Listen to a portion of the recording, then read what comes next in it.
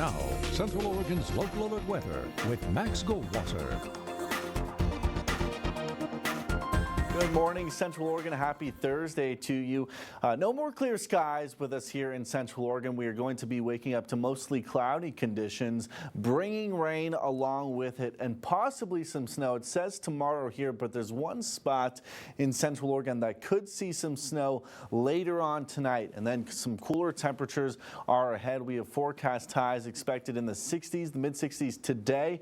And then tomorrow, our forecast highs not looking to get out of the mid 40s. So a 20-degree drop off in just 24 hours. Pretty drastic drop off there in that short amount of time. But here's a look at the system that is going to be moving closer to us here on the high desert. Right now it's hanging up to our northwest along the coast in the Portland area, mostly in Washington, the state of Washington to our north right now.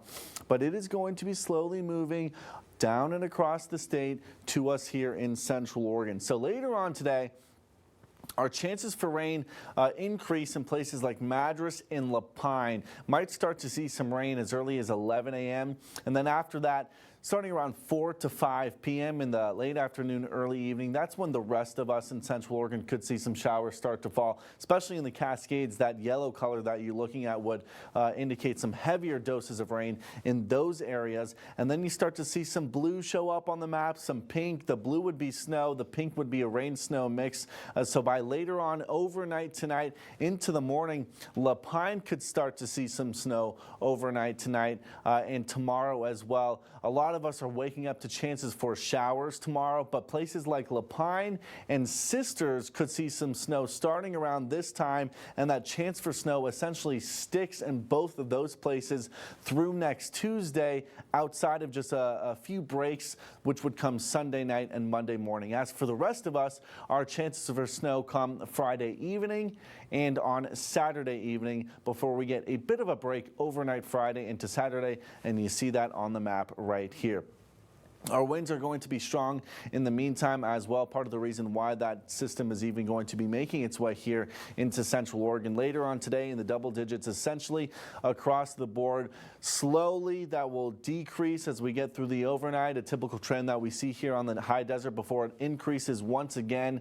And you can see 19 miles an hour in Sun River. Those spots in the green that you're looking at would show wind speeds, according to our legend, between 20 to 30 miles an hour. So again, tomorrow wind speeds might even be stronger, should be stronger than the ones that we are looking at today.